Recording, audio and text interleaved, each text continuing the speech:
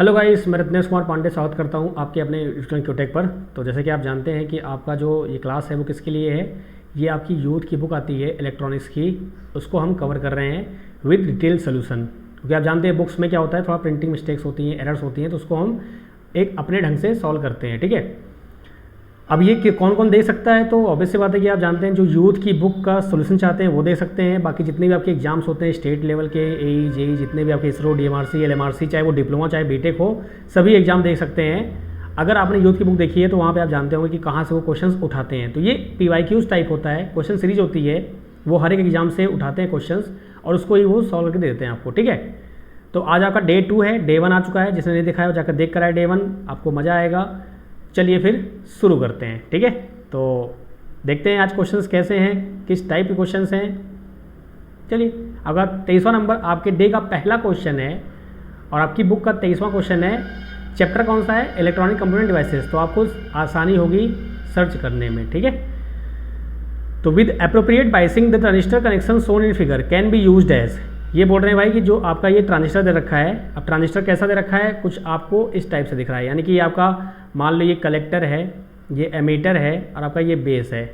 ये कैसे आप पहचानते हैं? आपने थ्योरी पढ़ रखी होगी तो आपको दिक्कत नहीं हुई होगी। ठीक है, तो आपका मान लो ये बेस है, ये कलेक्टर है, ये आपका एमीटर है। तो जो ये आपका एरो का डायरेक्शन होता है तो ये आपका कलेक्टर और बेस के बीच में होता है। बहुत सारी बातें होती हैं, हम बात करते हैं थ्योरी में। अब ये NPN है कि PNP है, तो आपका ये N, P और N है। कैसे पहचाना हमने? क्योंकि आपका बेस जो है वहाँ से करंट आपकी फ्लो हो रही है। ठीक है, एमीटर साइड में, तो क्या बोलेंगे आप? पॉजिटिव से नेगेटिव पे, यानी कि P से N की ओर करंट जा रहा है तो आपका क्या होगा? NPN हो जाएगा। ये तरीका होता है पहचानने का। PNP होगा तो क्या होगा आपका? सिंपली कुछ ऐसा हो जाएगा। ठीक है, आपका ये एमीटर हो गया, ये बेस हो गया, ये कलेक्टर हो गया। ठीक है, बहुत सारी बातें होती हैं इसमें, और भी क्वेश्चंस बनते हैं। अगर ट्रांजिस्टर की बात छिड़ी है तो थोड़ा अच्छे से छेड़ देते हैं कि अगर मैं आपसे पूछ लेता कि भाई जो एरो का डायरेक्शन है, ये मान लो आपका बेस है, ये कलेक्टर है, ये एमीटर है। बेस और कलेक्टर में आपका एरो का डायरेक्शन क्यों नहीं हुआ? आपका एमीटर बेस में ही क्यों हुआ? पहला क्वेश्चन।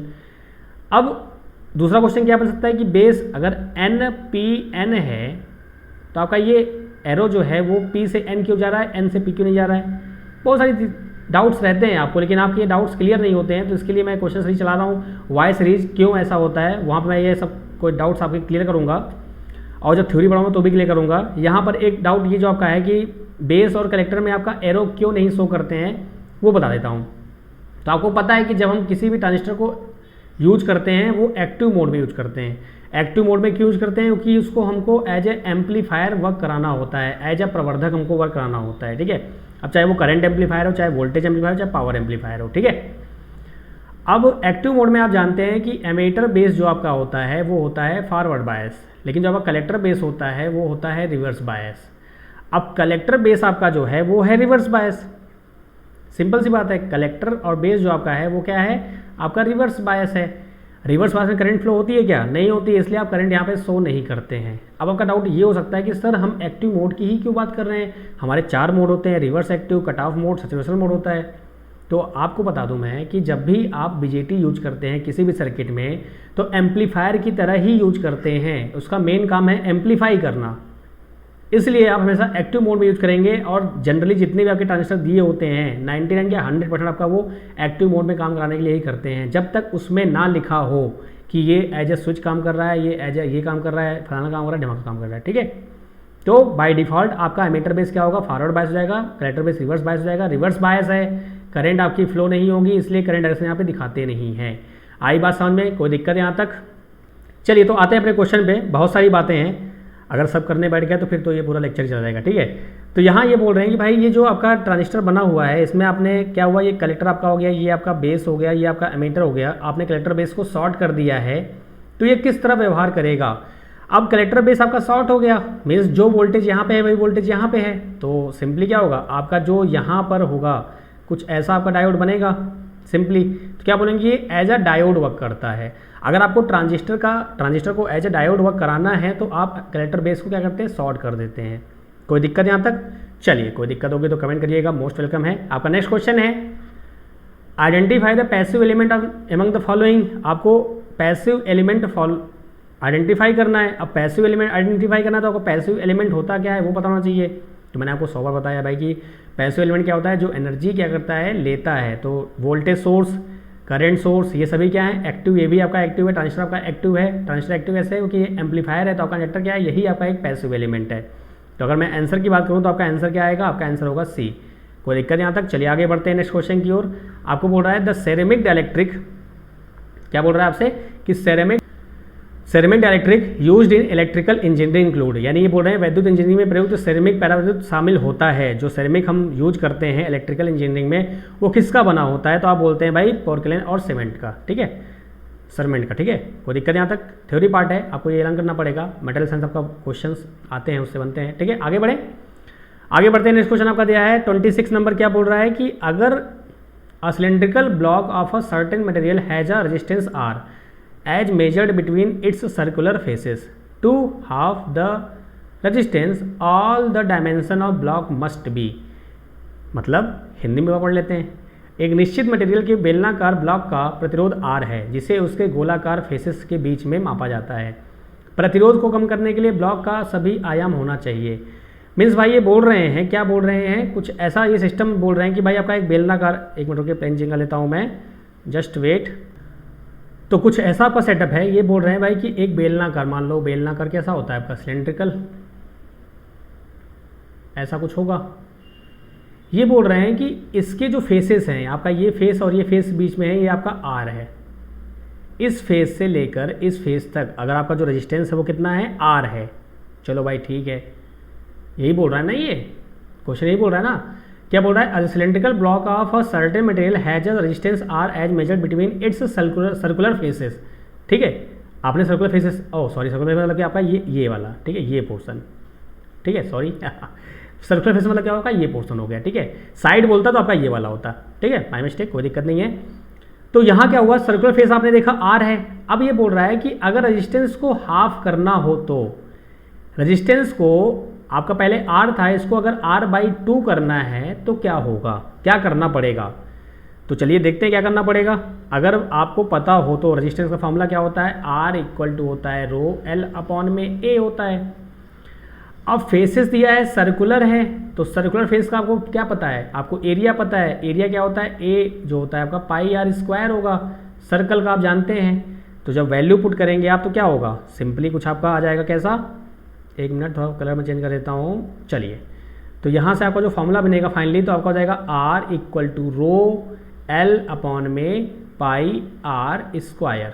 चलो भाई ठीक है, यहाँ तक तो बात क्लियर है। अब क्या आगे, अगर आगे मैं बात करूँ तो आपके डायमेंशंस जो दे रखे हैं, आपका L है और आपका R है, यही दो आप चेंज कर सकते हैं।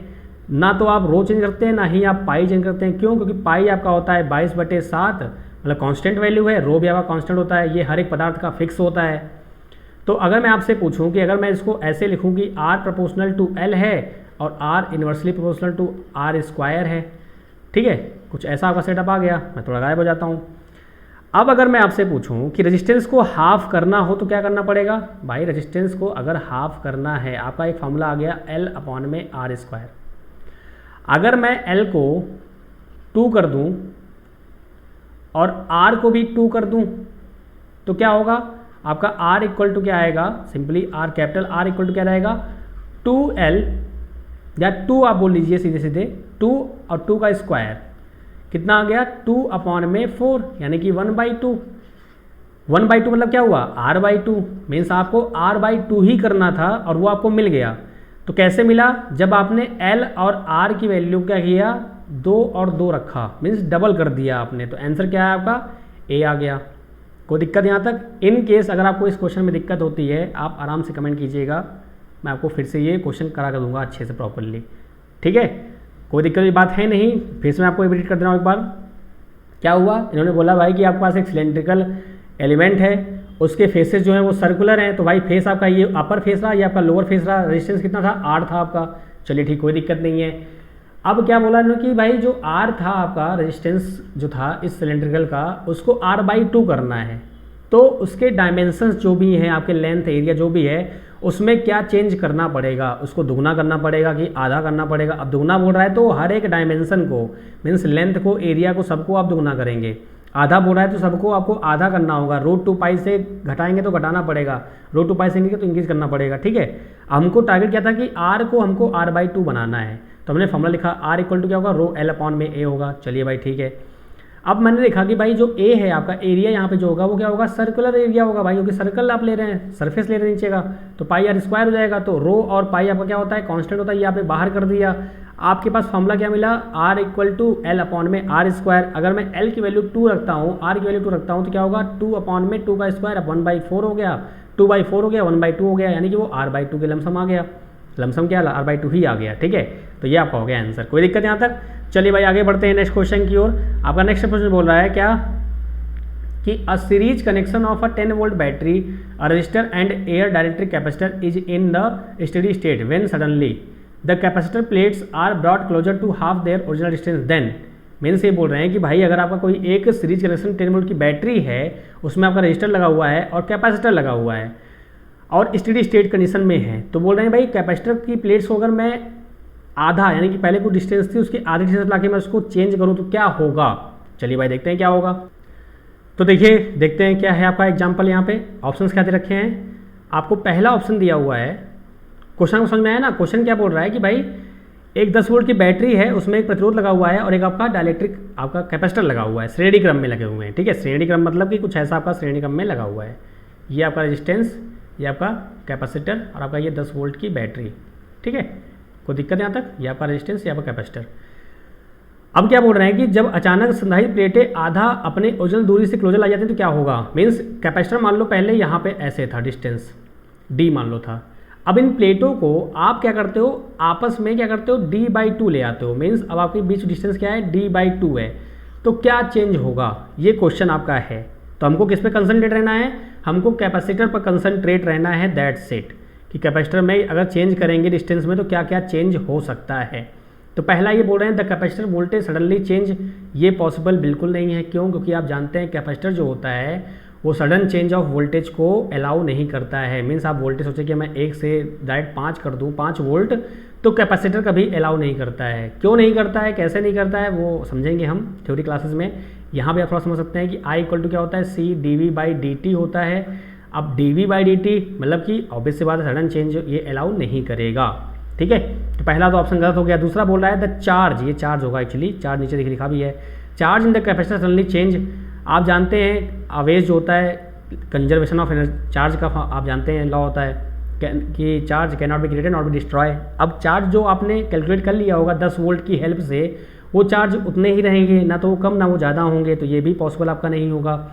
नेक्स्ट बात करते हैं कि the circuit current is momentarily unbounded, परिपथ में धारा जो होगी आपकी वो अनबाउंडेड हो जाएगी। नहीं, ऐसा बिल्कुल नहीं है, ठीक है। बात करते हैं लास्ट क्या बचा आपका डी, तो आपका डी वाला आंसर सही है। अब डी वाला आंसर क्या है वो देख लेते हैं फटाफट। डी बोल रहे हैं भाई the capacitor stored energy eventually reaches half it's initial value. चलो भाई देख लेते हैं कैसे। मान लो अगर आपने कैपेसिटर जो था C इक्वल टू क्या होता है, εA/d, ठीक है। अब C डैश क्या होगा, आपने क्या किया, εA/d/2। सिंपल सी बात है, क्या किया आपने, D को d/2 करेंगे आप, D को क्या कर दिया आपने, हाफ किया, बाकी सब तो सेम रहेगा। तो C डैश क्या हो जाएगा, 2εA/d। अब ये जो εA/d है ये एक्चुअली है क्या, ये आपका है C। इसका मतलब C डैश जो आपका हो गया वो क्या हो गया 2C, जस्ट डबल, उसका डबल हुआ ना। और आप जानते हैं एनर्जी क्या होता है, हाफ CV² होता है ना। क्या होता है आपका, हाफ CV² होगा। कोई दिक्कत यहाँ तक? चलिए, तो यहाँ से क्या होगा आपका हाफ CV² होता है। अगर आप वैल्यू पुट करो तो क्या होगा आपका, जो E आएगा हाफ इंटू 2C कर दोगे आप V², 2 से 2 कैंसिल आएगा, E इक्वल टू क्या आएगा आपका CV² हो जाएगा। तो आपका डबल हो रहा है आई थिंक। तो कहाँ कुछ गड़बड़ हुआ है क्या, या ऑप्शन ही गलत हैं? चलिए फिर से क्रॉस चेक कर लेते हैं, क्योंकि बुक्स में भाई गलती हो जाती है। इवन आपके जो आयोग वाले होते हैं, जो आपके एग्जाम वाले होते हैं, वो भी गलत कर जाते हैं, तो आप लोग चैलेंज करते हैं। फिर से क्रॉस चेक कर लेते हैं भाई। पहले क्या देखा आपने, C जो था आपका क्या होता है, εA/d होगा। अब सी डैश क्या होगा, आपने एप्सिलॉन ए को सेम रखा, आपने डी को d/2 कर दिया, तो यहाँ से क्या मिला आपको, सी डैश आपका जो हो जाएगा वो 2c हो जाएगा। और सिंपल सी बात है, अगर देखिए कैपेसिटेंस क्या होता है, इन्वर्सली प्रोपोर्शनल टू 1/d होता है। अब d आपका d/2 हो रहा है, इसका मतलब d आप कम कर रहे हो, अगर d कम कर रहे हैं तो आपका c बढ़ेगा ना, c ऑब्वियस बात बढ़ेगा।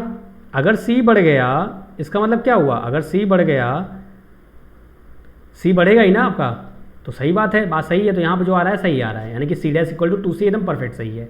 चलिए अब बात कर लेते हैं एनर्जी की, मैं थोड़ा गायब हो जाता हूँ। एनर्जी आपका होता है ½ होता है, और आपका एक फॉर्मूला और होता है कि E इक्वल टू ½ Q²/c होता है, ठीक है, ये दोनों फॉर्मूले होते हैं। अब अगर मैं यहाँ से देखूँ तो अगर c बढ़ गया, यहाँ पे अगर देखो आप ध्यान से, सिंपल सा कि अगर c बढ़ा तो आपका एनर्जी बढ़ जाएगा, तो आपका ये c डैश क्या हुआ, आपका फाइनल जो हुआ c डैश यही होगा ना, आप इसी को लोगे ना आप, मतलब c की वैल्यू आपकी बढ़ गई है फाइनली, ठीक है। तो c अगर बढ़ेगा तो आपका E बढ़ेगा, तो आपका एनर्जी बढ़ना चाहिए और बढ़ेगा भी, ऑब्वियस सी बात है। लेकिन यहाँ पे देखो आप सेकंड केस में क्या होगा आपका, यहाँ से E इक्वल टू ½ Q²/c। अगर c बढ़ा, c अगर बढ़ गया तो क्या होगा, आपका E यहाँ पे घटेगा। अरे ये तो कमाल हो गया, मतलब कि अब आपको ये समझना है कि इसमें से कौन सा फार्मूला सही होगा, मुद्दा इस बात का है, आपका ये वाला सही है कि ये वाला सही है। तो आप ध्यान रखिए, यहाँ पर आपको एक चीज़ ध्यान रखनी है कि जो आपका Q है ये चेंज नहीं होगा, और आपका जो वोल्टेज है, ये जो वोल्टेज है इसमें चेंज होगा ना। मैंने आपको क्या बताया है कि अगर आपका कैपेसिटेंस चेंज होगा तो आपके वोल्टेज में भी चेंज आता है। अगर आपने मेरे प्रीवियस लेक्चर्स नहीं देखे हैं तो देखिए उसको, मैंने आपको बताया है कि अगर कैपेसिटर का जो डाइलेक्ट्रिक होता है उसको आप चेंज करेंगे तो आपका क्या कहते हैं, आपका जो कैपेसिटेंस होता है वो चेंज होता है, आपका इलेक्ट्रिक फील्ड होता है वो चेंज होता है, आपका वोल्टेज चेंज होता है। डिस्टेंस कम करेंगे तो आपका कैपेसिटेंस चेंज आएगा, तो आपका वोल्टेज में चेंज आएगा, वगैरह वगैरह, ठीक है। तो यहाँ पे क्या हुआ कि मोस्ट इंपॉर्टेंट पॉइंट क्या था कि आपका जो वोल्टेज है वो चेंज होगा, तो हम इस वाले फॉर्मूले को क्या कर देंगे, हटा देंगे, और आपका Q²/c वाला फॉर्मूला हम एप्लीकेबल मानेंगे, क्योंकि अब आपका Q जो है वो कांस्टेंट रहेगा, Q आपका चेंज नहीं होगा। तो यहाँ से क्या हुआ, Q चेंज आपका होगा नहीं, Q कांस्टेंट है, C आपका बढ़ेगा तो आपका E घटेगा, तो वही आपका हो गया डी आंसर आपका राइट हो गया। इन केस अगर आपको इसमें कुछ डाउट होता है तो आप कमेंट करिएगा, ठीक है, मोस्ट वेलकम है। चलिए आगे बढ़ें, चलिए फिर आगे बढ़ते हैं, कोई दिक्कत हो तो बताइएगा, ठीक है। आगे बढ़ते हैं नेक्स्ट क्वेश्चन की ओर। आपका नेक्स्ट क्वेश्चन है, क्या बोल रहे हैं ये, the following is generally true. पहला बोल रहे हैं the capacitor using air as a dielectric has a greater capacitance than one using any material as a dielectric. Next क्या बोल रहे हैं कि भाई एक एयर कोर्ड इंडक्टर है, has highly linear B/H curve. फिर बोल रहे हैं कि the voltage across an inductor will decrease with increase frequency of applied current, the current in a capacitor will decrease with increasing frequency of applied voltage. चलो भाई देखते हैं, line by line समझते हैं क्या है, क्या चीज़ें हैं, कैसे करना है इसको, ठीक है। हमको तो भाई सोल्यूशन करना है क्वेश्चंस का, ठीक है। देखते हैं, लास्ट वाले शुरू करते हैं। तो आपका डी वाला क्या बोल रहा है कि current in a capacitor will decrease with increasing frequency of applied voltage. चलो भाई देखते हैं, अब क्या बोल रहा है कि अगर करंट आपका है, अगर मैं फ्रीक्वेंसी बढ़ाता हूँ कैपेसिटर में तो आपका एक्सी क्या होगा, घटेगा, आपका एक्सी घटेगा ना, मीन्स आपका रेजिस्टेंस ही तो है, ये ओम इसका मात्रक होता है, रेजिस्टेंस है, तो मीन्स करंट क्या होगा आपका, बढ़ेगा, बढ़ेगा ना। तो क्या होगा, यहाँ बोल रहे हैं current in capacitor will decrease with increasing frequency, तो यहाँ पे गलत हो गया ना, फ्रीक्वेंसी बढ़ाने पर आपका करंट बढ़ रहा है, आपका कैपेसिटिव रिएक्टेंस घटेगा। एक्सी इक्वल टू क्या होता है यार, 1/2πfc होता है ना। अगर आपका एफ, मैं हट जाता हूँ यहाँ से, अगर आपका एफ घटेगा तो आपका एक्सी बढ़ेगा। मैं आपको फिर से क्लियर कर दे रहा हूँ चलिए कोई दिक्कत नहीं होती है चीज़ें। चलिए यहाँ पे क्या हुआ, आप जानते हो भाई कि एक्सी इक्वल टू होता है 1/2πfc होता है। अगर आपका एफ बढ़ेगा तो आपका एक्सी घटेगा। सही बात है सर, एकदम सही बोला आपने। तो भैया जब आपका एक्सी घटेगा तो आपका आई तो बढ़ेगा ना, इसका मतलब फ्रीक्वेंसी बढ़ने पर आपका आई बढ़ेगा, तो ये गलत हो गया आपका, ठीक है, स्टेटमेंट गलत है आपका। फिर क्या बोल रहा है नेक्स्ट वाले, इसमें क्या बोल रहा है, voltage across an inductor will decrease with increasing frequency, ठीक है। अब बोल रहे हैं भाई कि अगर फ्रीक्वेंसी बढ़ेगी इंडक्टर में क्या होगा, एक्सएल आपका जो होता है प्रोपोर्शनल टू एफ होता है, आपका एक्सएल बढ़ेगा। आपका एक्सेल बढ़ेगा तो आप जानते हैं V इक्वल टू क्या होता है, आई एक्सेल होगा। अगर एक्सेल बढ़ेगा तो आपका वोल्टेज बढ़ेगा, ठीक है। तो वोल्टेज अक्रॉस यहाँ बोल रहे हैं डिक्रीज, लेकिन आपका यहाँ पे क्या हो रहा है, इंक्रीज हो रहा है। इसका मतलब आपका सी वाला भी गलत हो गया। बी जो आपका है highly linear B by H curve होता है, तो आप एकदम सही बात है, आपका बी बाई एच जो होता है एयर कोड इंडक्टर का हाईली लीनियर होता है। क्यों होता है हाईली लीनियर, सिंपल सी बात है भाई, एयर कोड है आपका, ये मेटेलिक कोड तो है नहीं कि वहाँ पे आप करंट देंगे तो ये मैग्नेटाइज होगा, उसके बाद फिर वो होगा तो आपका कुछ कर्व ऐसा बनेगा, ठीक है। तो ऐसा तो बनेगा नहीं, ठीक है। तो आपका बी वाला एकदम सही है। ए को चेक करना और क्रॉस चेक कर लेना, इसको आप चेक कर लेना। आप इसका आंसर क्या आएगा, इसका आंसर आपको फाइनली क्या मिल जाएगा बी। कोई दिक्कत यहाँ तक। तो आपको ऐसे क्वेश्चन सॉल्व करने होते हैं जब आप प्रैक्टिस कर रहे हैं, पेपर में ऐसा मत करना, ठीक है। पेपर में आपको पीएचडी नहीं करनी है, आपको बस सीधे क्या करना है, आंसर देना है, दैट्स इट, ठीक है। कि मतलब आप पेपर में भी आप चालू हो गए पूरा एकदम अच्छे से करने, नहीं, वहाँ टाइम कम रहता है। आगे बढ़ते हैं नेक्स्ट क्वेश्चन की ओर। बोल रहा है two ceramic capacitor has the following parameter, one has the capacitance C1 and ceramic thickness D1 and other one is है C2 and ceramic thickness D2 when two are connected in parallel. Parallel में connected है भाई C1 C2 है, तो parallel में आप जानते हो क्या होता है, C1 प्लस C2 होता है, डेट से आपका आंसर होगा C। अब वो सोचना ही नहीं है। D1 into D2 upon D1 plus D2 ये आपका डिस्टेंस के लिए है, कोई मैटर नहीं करता। ये आपका किसके लिए, ये आपका सीरीज के लिए है, ठीक है। तो आपका आंसर क्या जाएगा, C आ जाएगा बिना किसी दिक्कत के। आगे बढ़ते हैं 30 कलर कोडिंग। भैया मैंने इसको पहले वाले लेक्चर में बहुत बेहतरीन ढंग से समझाया है, बहुत ज़बरदस्त तरीके से समझाया है। तो जिसने नहीं देखा है डे 1 का जाके वो लेक्चर देख कर आएँ, डे 1 लिखा रहेगा ECD का, आपको हर एक चीज़ क्लियर हो जाएगी बहुत बेहतरीन ढंग से। तो इसका आंसर आपको डायरेक्ट बताना है, जिसने मेरी क्लास देखी है फटाफट जल्दी बताइए। तो आपका क्या होगा, 30 का आपका C हो जाएगा, कोई दिक्कत वाली बात नहीं है। अब यहाँ पे मैं टाइम वेस्ट नहीं करूँगा कि भाई आप पूरा वही फिर से बताऊँ, विबग्योर वो विबग्योर कह रहा हूँ, बेबी रॉय है, गेट एंड वाइफ जो भी है वटेवर। तो प्लीज़ आप डे 1 में जाके चेक करिए, आपको ने अच्छे समझाया, ठीक है, आपको समझ में आ जाएगा। आगे बढ़ते हैं नेक्स्ट क्वेश्चन की ओर। बोल रहा है एक आदर्श वोल्टेज स्रोत के पास, यानी कि ये बोल रहे हैं आइडियल वोल्टेज सोर्स के पास क्या होता है। अगर आपका आइडियल वोल्टेज सोर्स है तो यहाँ पे 2-3 क्वेश्चन आपसे पूछे जा सकते हैं। पहला क्वेश्चन क्या पूछेगा आपसे कि भाई जो वोल्टेज सोर्स आपका होता है, जस्ट वेट, वोल्टेज सोर्स जो होता है उसमें आपका जो इंटरनल रेजिस्टेंस होता है वो किस में होता है, सीरीज में कि पैरेलल में। तो सिंपल सी बात है कि आपका ये मान लो वोल्टेज सोर्स है, ठीक है, वो होता है सीरीज में। अच्छा मान लो मैंने पैरेलल में कर दिया तो क्या हो जाएगा, अगर मैं मान लो पैरेलल में कर देता हूँ, आपका ये वोल्टेज सोर्स है 5 वोल्ट का, ठीक है, और आपका मैंने पैरेलल में लगा दिया रेजिस्टेंस, ठीक है, आपका ये लग गया लोड, ये आपका RL हो गया, ये आपका RS हो गया, और आपका ये 5 वोल्ट। अब आप जानते हैं पैरेलल में क्या होता है, वोल्टेज सेम होता है, यहाँ वोल्टेज सेम होगा, यहाँ वोल्टेज सेम होगा, 5 वोल्ट आपका ये हमेशा रहेगा। ऐसा पॉसिबल है क्या कि 5 वोल्ट कम नहीं होगा कभी, ऐसा पॉसिबल तो है नहीं। तो इसलिए आपका क्या होता है, सीरीज में होता है हमेशा। जो वोल्टेज सोर्स होता है उसका जो आंतरिक प्रतिरोध होता है वो हमेशा सीरीज में होता है। क्यों भाई, अब आप यहाँ पे लोड लगाओगे कुछ भी, करंट फ्लो होगी, आपका वोल्टेज मान लो 5 है, 5 से 4 3 2 1, ये आपकी वोल्टेज वैल्यू कम होती जाएगी, जो प्रैक्टिकली पॉसिबल है, ठीक है।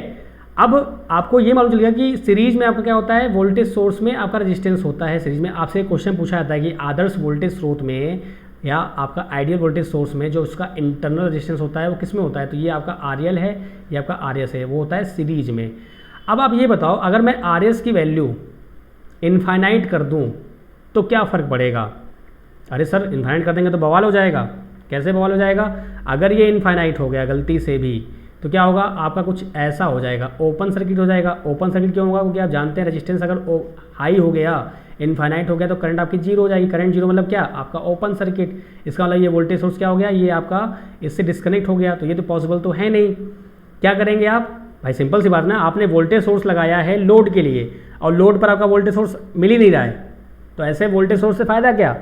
तो क्या किया आपने भाई कि अगर मैं RS की वैल्यू 0 कर दूं, सपोज ये अगर 0 होता तो क्या होता, अगर 0 होता तो क्या होता, कुछ आपका ये शॉर्ट सर्किट हो जाता। मीन्स अगर ये 5 वोल्ट आपका है, आपके लोड पर पूरा का पूरा 5 वोल्ट आपको मिल जाता बिना किसी दिक्कत के।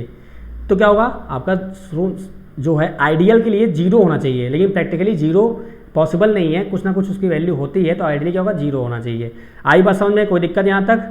चलिए भाई आगे बढ़ते हैं फिर, ठीक है, बात समझ में आ गई ना। सीरीज में क्यों होता है, पैरेलल में क्यों नहीं होता है, हाई क्यों नहीं होता, लो क्यों होता है। चलिए सबको समझा दिया मैंने अच्छे से। नहीं समझ में आया तो दोबारा एक बार रिपीट कर लीजिएगा, कुछ समझ में आ जाएगा। नेक्स्ट बात करते हैं 32 नंबर। क्या बोल रहा है ये कि भाई आपका एक पुश पुल एम्पलीफायर है, the reason for crossover distortion. क्या होता है रीजन क्रॉसओवर डिस्टॉर्शन का, चलिए बात कर लेते हैं भाई। अभी पुश पुल एम्पलीफायर होता क्या है, तो आप जानते हैं कि ये पावर एम्पलीफायर का एक पार्ट है। अब पावर एम्पलीफायर क्या होता है, चलिए उसकी बात कर लेते हैं, थोड़ा थ्योरी देख लेते हैं।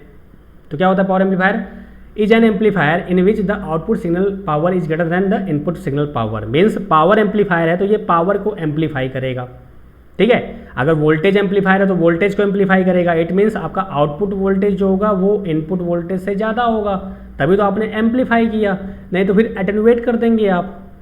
भाई समझाई नहीं समझाई? अरे भाई सिंपल सी बात है, अगर 5 वोल्ट आपका इनपुट है और 10 वोल्ट आपका आउटपुट है तो क्या होगा आपका आउटपुट बाई इनपुट 10/5 यानी आपका 2, यानी आपने एम्पलीफाई किया। अब आपका 10 वोल्ट इनपुट है और आपने 5 वोल्ट कर दिया आउटपुट, तो ये आपने एम्पलीफाई किया क्या? नहीं, आपने इसको कम कर दिया, एटेन्यूएट कर दिया, ठीक है। तो ये कहने मतलब है। तो अब करंट एम्पलीफायर होता है, वोल्टेज एम्पलीफायर होता है, पावर एम्पलीफायर होता है। अच्छा, पावर एम्पलीफायर क्या होता है जिसमें पावर की हम बात करते हैं? अच्छा, पावर की बात जो करते हैं, चलिए देखते हैं नेक्स्ट लाइन क्या लिख रहा है ये। Most power amplifier are used in a final amplifier stage, ठीक है। क्या बोल रहा है ये? फाइनल एम्पलीफायर स्टेज में आप इसको यूज करते हैं। तो भाई आप इसको फाइनल स्टेज में आप यूज करते हैं। The output device could be speaker, antenna, head, tape recorder, कुछ भी हो सकता है, यानी कि इसको आप हमेशा आउटपुट स्टेज पर ही यूज करते हैं। अब क्यों यूज करते हैं, चलिए वो देख लेते हैं। मान लो आपके पास कुछ एम्पलीफायर्स अवेलेबल हैं, आपने एम्पलीफायर्स पढ़ रखे हैं यार, स्मॉल सिग्नल एम्पलीफायर पढ़ रखा है ना आपने, जिसमें आप common ammeter, common base, common collector आप यूज करते हैं, उनका आपने एनालिसिस किया है, वो स्मॉल सिग्नल एम्पलीफायर है। मीन्स वहाँ पे लो वोल्टेज लो करंट की बात होती है। सिग्नल मतलब क्या हुआ? एसी सिग्नल भाई, वहाँ पे छोटे छोटे सिग्नल बात होती है। यहाँ पे आप बड़े सिग्नल्स की बात करते हैं पावर एम्पलीफायर की। अच्छा, पावर एम्पलीफायर लास्ट स्टेज में क्यों होता है, हम उसकी बात कर रहे हैं। चलिए वहीं पे आते हैं, बात करते हैं।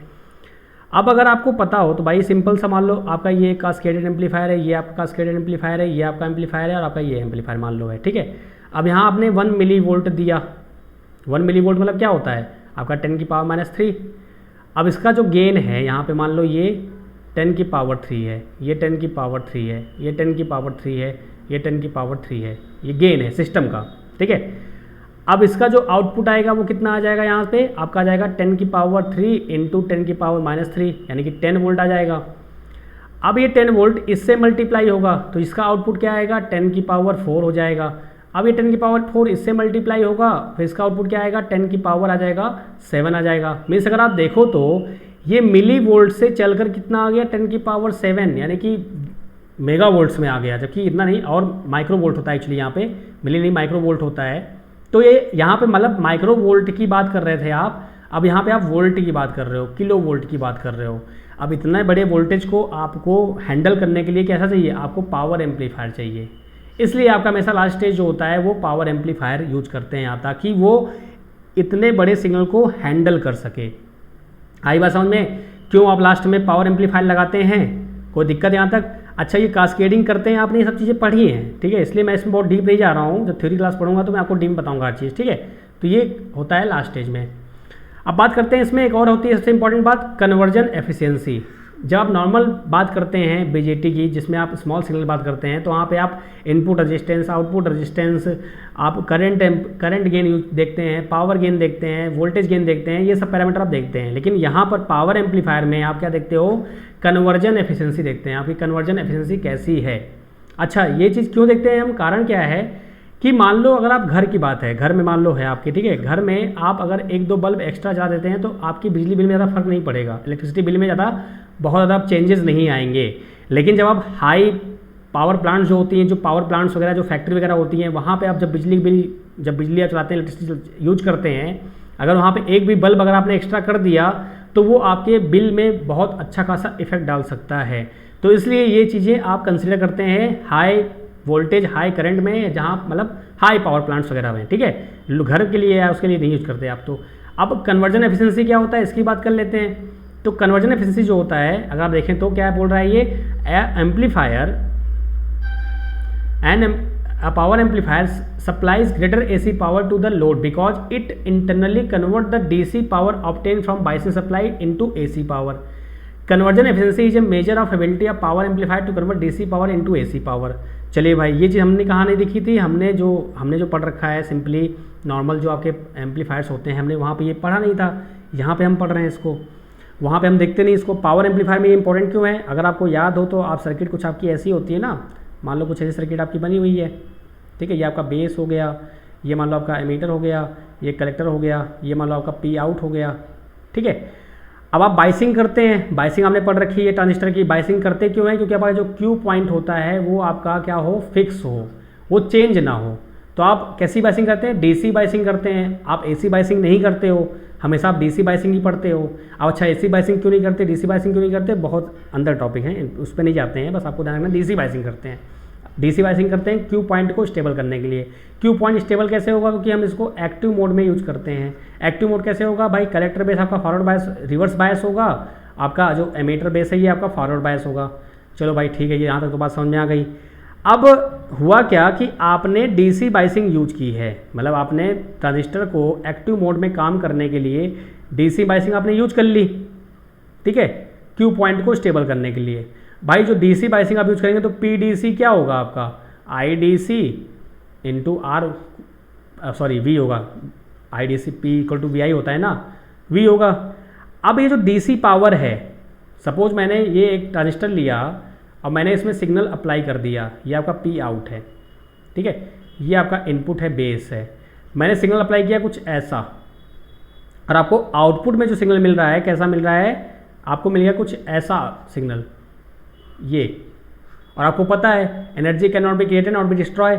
अब आपने इनपुट सिग्नल दिया कुछ ऐसा और आपको आउटपुट मिल रहा है ऐसा, तो क्या ये जादू हो गया क्या? नहीं।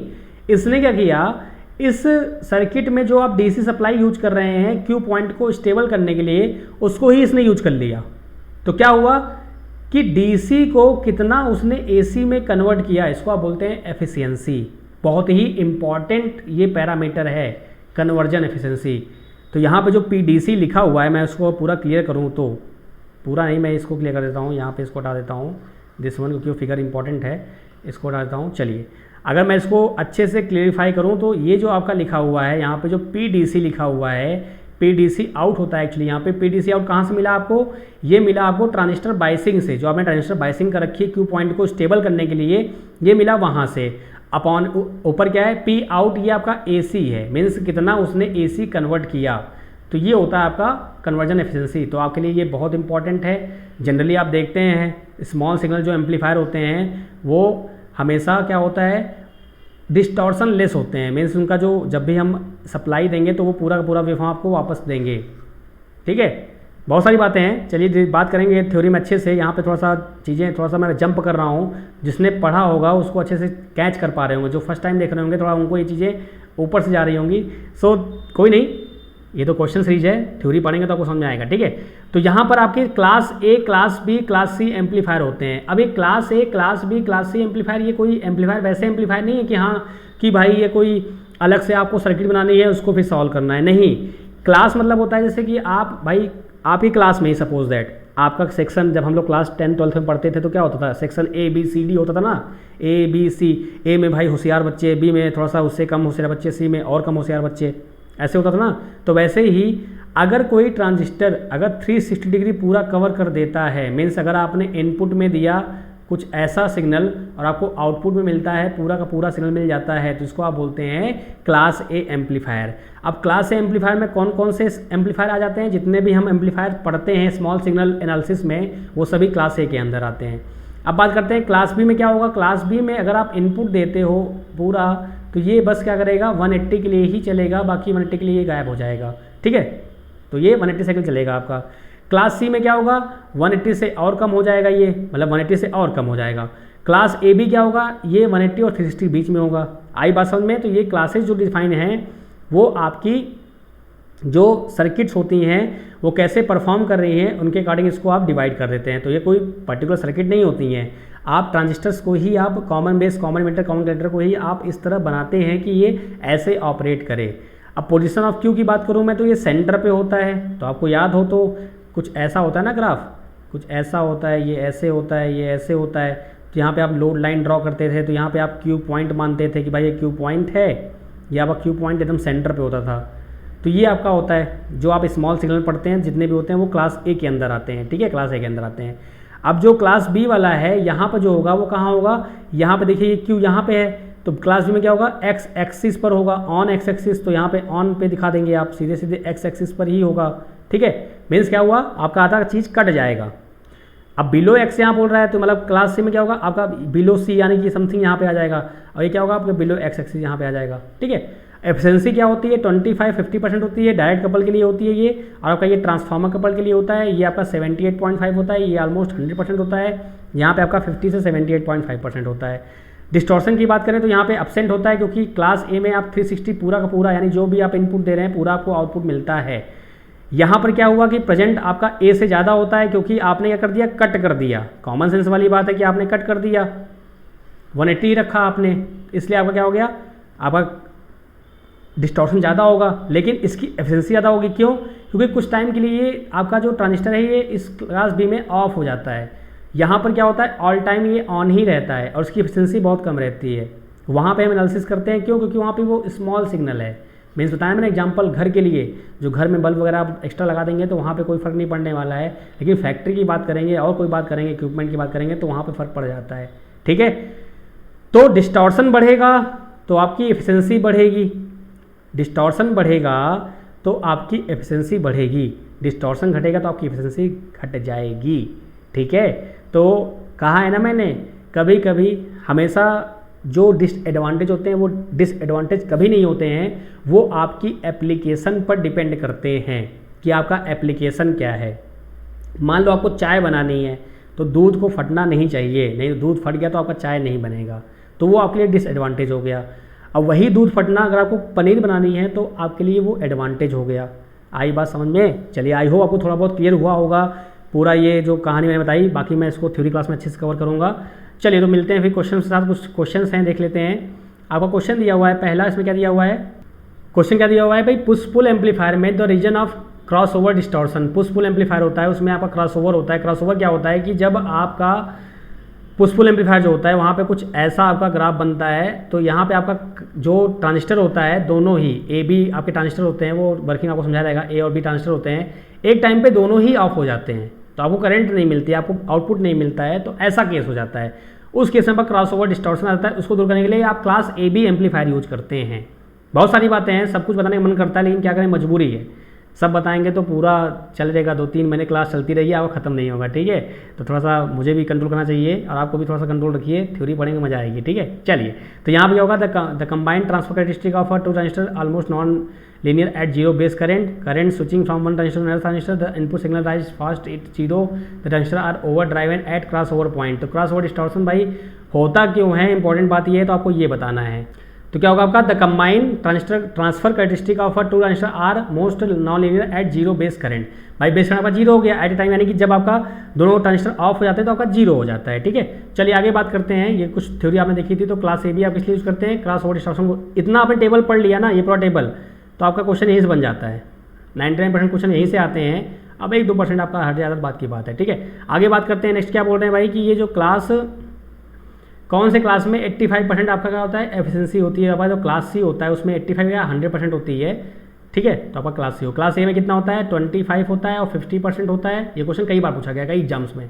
क्लास बी में कितना होता है, 78.5 होता है। क्लास ए बी में क्या होता है, 50 से 78.5 होता है। आपको ये देखो, याद हो तो ये देख लो आप। ठीक है, ये आपको टेबल याद रखनी है, कोई दिक्कत यहाँ तक, मैं इसको राइट कर देता हूँ, अब दिख रहा अच्छा। ठीक है, चलिए आगे बढ़ते हैं। 34 बोल रहा है, for a class B amplifier. क्या बोल रहे हैं ये कि भैया एक क्लास बी एम्पलीफायर है। ठीक है, एक मिनट रुकिए। क्लास बी एम्पलीफायर है providing 20 volt peak signal to 16 ohm load, a power supply of VCC 30 volt, the efficiency will be. चलो भाई एफिशिएंसी बताओ क्या होगा। तो आप जानते हैं एफिशिएंसी क्या होती है, एफिशिएंसी जो होती है वो क्या होती है, अभी आपने देखा था कन्वर्जन एफिशिएंसी। परसेंटेज मान लो आपका ईटा है, क्या होगा आपका P आउट AC अपॉन में P आउट DC। अच्छा, P आउट DC से आप कन्फ्यूज मत होना, फिगर आपको अगर याद हो तो वही आपका ट्रांजिस्टर कुछ ऐसा आपका यहाँ पे आपका PDC आएगा। क्यों आएगा, क्योंकि आपने DC सप्लाई, DC आपने बाइसिंग कर रखी है, DC बाइसिंग क्या रखी है, तो उसका मतलब करंट वोल्टेज DC होंगे ना, तो उसका पावर भी तो होगा, उसी को ये कन्वर्ट करता है AC में। याद आया कुछ, चलो भाई अच्छी बात है, याद आया तो इसको याद रखना है, बाकी थ्योरी में अच्छे समझेंगे।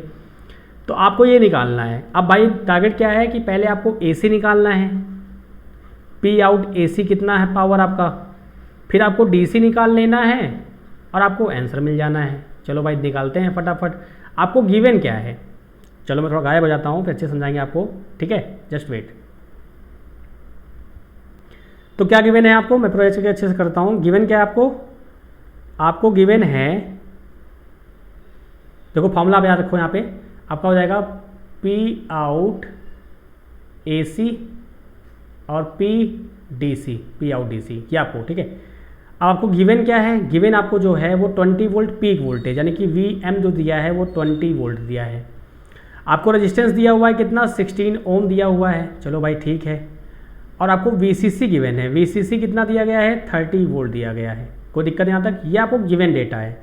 अब इसी का आपको यूज करना है, तो कैसे आप लिख सकते हैं, इसको यूज कर सकते हैं, तो फटाफट देख लेते हैं भाई कैसे इसको आप देख सकते हो, ठीक है। तो आप जानते हैं कि अगर आपको पी डी सी निकालना है तो पी डी सी के लिए फॉर्मूला क्या होता है, आप जानते हैं V D C into I D C होता है ना, V D C into I D C. अब वी डी सी कैसे निकलेगा, आई डी सी कैसे निकलेगा, वी डी सी जो आपको दिया गया है वो दिया गया है 30, वी सी सी जो होता है क्या होता है, ये आपका बायसिंग वोल्टेज ही तो है, तो आपको वी डी सी गिवन है, यानी वी डी सी जो आपका है वो कितना दिया हुआ है, आपको 30 गिवन है, इक्वल टू वी सी सी। अब आपको आई सी सी निकालना है, आई डी सी निकालना है। चलो भाई आई डी सी निकालते हैं। आई डी सी कैसे निकालोगे आप, अगर आप ध्यान दो तो थोड़ा सा यहाँ पर क्या ध्यान देना आपको कि आपका जो पीक वोल्टेज दिया गया है वो कितना दिया गया है, 20 वोल्ट। तो यहाँ से आप आई एम निकाल सकते हैं ना, आई एम इक्वल टू क्या होगा, वी एम अपॉन में आर होगा। आपका वी एम कितना है, 20 है, आर कितना है, 16 है, ठीक है। आपका इससे आई एम आ गया। अच्छा आई एम आने से क्या फ़ायदा होगा, आपका आई एम आने से फ़ायदा ये होगा कि आपको एक फॉर्मूला पता है, आई डी सी जो होता है वो क्या होता है, 2 IM अपॉन में पाई होता है। वैल्यू पुट कर दीजिए आप, कितना आएगा, 2 अपॉन में पाई इंटू 20 अपॉन में 16। भैया जब इसको सॉल्व करेंगे आप तो क्या मिल जाएगा आपको यहाँ से मिल जाएगा 0.796 एम्प मिल जाएगा। कोई दिक्कत, तो आपको IDC फाइनली मिल गया जो आपकी रिक्वायरमेंट थी, आपने IDC निकाल लिया। अब IDC की वैल्यू यहाँ पुट कर दीजिए, तो यहाँ से क्या मिल जाएगा आपको, यहाँ से आपको मिल जाएगा V जो PDC है वो आ जाएगा 30 इंटू 0.796 आपका। तो PDC कितना मिल जाएगा आपको यहाँ से, आपको यहाँ से PDC मिल जाएगा सिंपली 23.9, कितना मिलेगा आपको, 23.9, ये आपको मिल गया।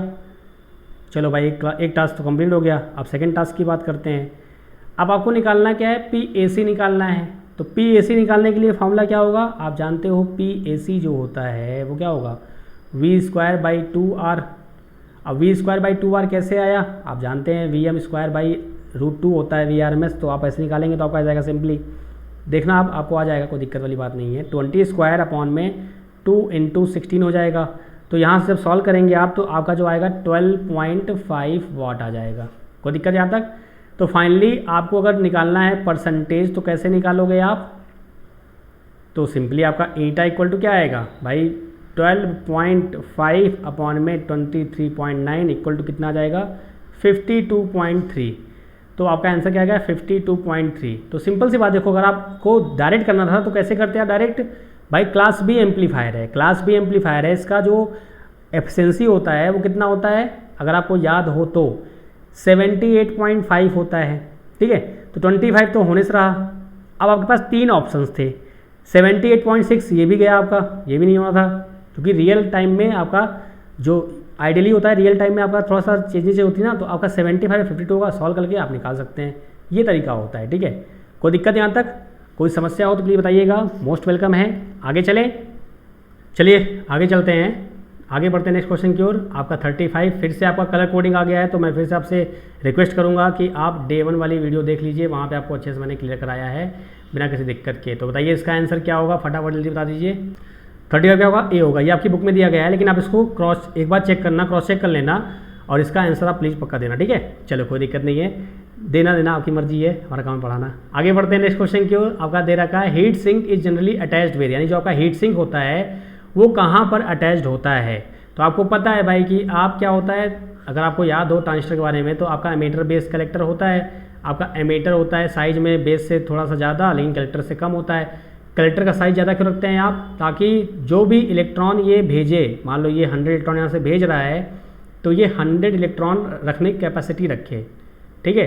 तो एरिया आपका ज़्यादा होना चाहिए। घराती भराती कॉन्सेप्ट अगर आपको याद ना हो तो मैंने एक वीडियो बना रखी है, घराती भराती कॉन्सेप्ट 10 मिनट की वीडियो है, आप सर्च करिए आपको मिल जाएगा रत्नेश सर के नाम से, तो आपको देख लो आप उसको एक बार। क्यों करते हैं भाई, अगर साइज़ बढ़ गया तो सिंपल सी बात है कि आप साइज़ क्यों बढ़ाते हैं, ताकि आपका जो हीट डिसिपेशन है वो कम हो जाए। अब हीट कहाँ पे हो रहा है, कलेक्टर पे हो रहा है। तो कलेक्टर पे हीट अगर हो रहा है तो हम जो हीट सिंक लगाते हैं, हीट सिंक आपने कभी देखा होगा, कभी आप मदरबोर्ड खोलिए या कभी खोलिए आप कंप्यूटर को, तो वहाँ पे ऊपर सिल्वर टाइप में ऐसे खांचे टाइप में बना होता है, तो वो सब हीट सिंक ही होते हैं, आपकी चिप के ऊपर लगे होते हैं, ठीक है। तो ये आपका जो कलेक्टर होता है इसी पर ही आप हीट सिंक लगाते हैं, क्योंकि यहाँ पे ही आपका ऊष्मा जो होती है, आपका जो हीट होती है वो जनरेट होती है। आपका सी वाला ऑप्शन सही है। चलिए तो मिलते हैं फिर नेक्स्ट लेक्चर में। आज थोड़ा सा लेक्चर्स को हो सकता है थोड़ा बहुत बीच में आपको समझ में नहीं आया होगा, तो कुछ मैंने थ्योरी पार्ट्स आपको बता दिए हैं। देखिए इंपॉर्टेंट बात होती है, अल्टीमेट गोल होता है कि आपके जो पेपर में क्वेश्चन आए उसका आंसर आप सही टिक मारो, चाहे रट के मारो चाहे समझ के मारो। समझ के मारोगे तो कॉन्फिडेंस रहेगा आपको, पेपर में आप एक कॉन्फिडेंस के साथ आप आएंगे और आपका सिलेक्शन हो जाएगा, आप बोल के आओगे। अगर तुक्का मारा, तुक्का 99% सिलेक्शन नहीं होता है, 99.99% की बात कर रहा हूँ मैं, इवन 100% आप बोल सकते हैं, नहीं तो सभी का सिलेक्शन हो जाता है, ठीक है। तो कॉन्सेप्ट की क्लास चलेंगी, डोंट वरी। थोड़ा बहुत अगर को नहीं समझ में आया होगा तो मैं कॉन्सेप्ट आपको क्लियर कर दूँगा, डोंट वरी। अभी चल रहा है सीरीज यूथ की, यूथ हम कवर करेंगे पूरा अच्छे से। इससे टेक्निकल असिस्टेंट जितने भी आपके एग्जाम होते हैं, DMRC LMRC सब आप इतना कर लीजिए, मोर देन सफिशिएंट है। सो मिलते हैं फिर नेक्स्ट लेक्चर में। अगर सेशन पसंद आया तो लाइक करिएगा, जरूर करिएगा। अगर पसंद आया होगा तो शेयर करिए दोस्तों के साथ, सब्सक्राइब कीजिए। क्यों? क्योंकि वीडियोस आपकी आती हैं डेली की डेली, तो आपको मालूम चल जाए कि हाँ सर वीडियोस डालते हैं, नहीं तो ये हो कि पता लगे आप 1 महीने बाद देखो आपकी वीडियोस बहुत बढ़ जाएँ। तो इसलिए वीडियोज़ डेली देखने के लिए आपको सब्सक्राइब करना पड़ेगा, बेल आइकन दबा लीजिएगा। एकेडमियंस मेरा नया चैनल है, नया चैनल में दूसरा चैनल है जिसमें 6 to 12 की क्लास चलती है, वहाँ पे आप विजिट कर सकते हैं। आप नहीं, आपके जो छोटे भाई बहन हैं उनको बोलिएगा विजिट करेंगे वो। ये मेरा टेलीग्राम चैनल है। सब मिलते हैं नेक्स्ट टाइम में, बाय बाय, टेक केयर।